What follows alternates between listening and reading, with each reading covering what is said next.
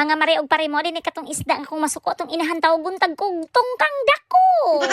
Ang tawag nga pala ng isdang ito sa Bisaya ay pugapo at sa Tagalog naman ay kugtong. Alam ko namang hindi kayo nagtanong kung anong pangalan yan at sinasabi ko lang para may masabi ako dito mga mare. Chismosa tayo eh. Pagpasensyahan nyo na lang ang babaeng ito dahil malakas talaga tong lumamon. Kita naman siguro sa mga bukton niya. Ay yung braso ba mare, yung braso. Ingat ka sa pagkagat mare at baka magsitanggalan yung mga bracket mo. Paano ba naman kasi kinagat mo pati yung buto. Habang pinagmamasdan ko silang kumakain mga mare at pare, ako'y biglang naawa. Naawa ako sa ulam naming manok dahil nagkagutay-gutay na. Kinuha na yung pakpak pati yung paa. Lumaban ka naman dyan pare at huwag mong hayaan na abusuhin ka nila. Kuhang-kuha nga dito sa aking kamera kung paano nyo tinanggalan ng paa, yung alaga ko. Tigilan nyo yan dahil kung hindi nyo yan titigilan ipapasuko ko kayo. Mamimiss ko yung mga tiktilaok mo pare, wala na magpapagising sa akin ng maaga. Eto namang pare ko, ang tagal kumuha ng pagkain, ibilisan mo pare at baka wala nang matira sa atin. Kasi feeling ko hindi sila aalis dyan sa mesa hanggat hindi na uubos yung pagkain. Umayos ka mare at huwag kang magtuwad-tuwad dyan, mahiya naman tayo oy.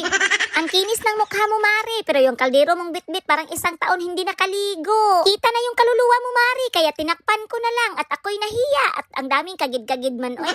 Grabe ka naman mare, kadiri ka. Yung takip ng kaldero nilagay mo pa talaga sa sahig. Yaks! Nakain tuloy natin yung 99% na germs. Yung 1% hahanapin ko pa. Saan kaya yun nagtago at hindi ko man lang mahagila? Eto na pala yung 1% na germs na hinahanap ko mga mare. Kanino bang alaga to at ba't ba napadpad to dito? Kawawa naman ang alagang to at nag-aantay pa kung may matitirang buto. Pamilin po din taon mo. Ay ayaw po din taon ninyo gutda kay napatay bisita na sa ilalom sa lamisa. Sa tanang sud ano kiniragid akong gihulat kining kinilaw nga ulang. My gosh, kalami man lang gyud ay samot tag-aslom kaing suka. Ang hirap maging isang dakilang ina mga mare. Ang dami mong aasikasuhin. At dahil nga ginusto natin to kaya laban lang. Wala namang nag-utos, di ba? Ang saya talaga ng buhay ng bata kasi wala kang ibang aatupagin kundi maglaro ka lang buo na yung araw mo. Hindi tulad nating mga matatanda na ang dami na nating obligasyon sa buhay. Napag-isip-isip tuloy ako na gusto kong bumalik sa kabataan ko pero wag na lang at baka gawin pa akong isip bata ni Lord. Wag mo na lang akong gawing bata ulit Lord at baka maging isip bata pa aketch. My God, nakakatakit naman. Laban na lang talaga tayo dito mga mari at pare kahit na nagkahirap-hirap na sa kalisod. Dahil kung hindi impas yun oy.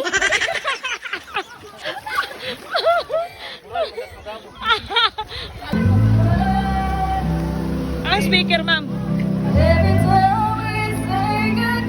Okay naman yun ni siya. Actually, okay na siya.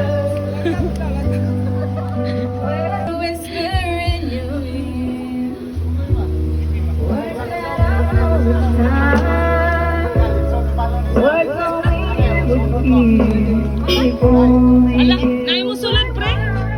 Naay mo sulat. Kamu sakay lang.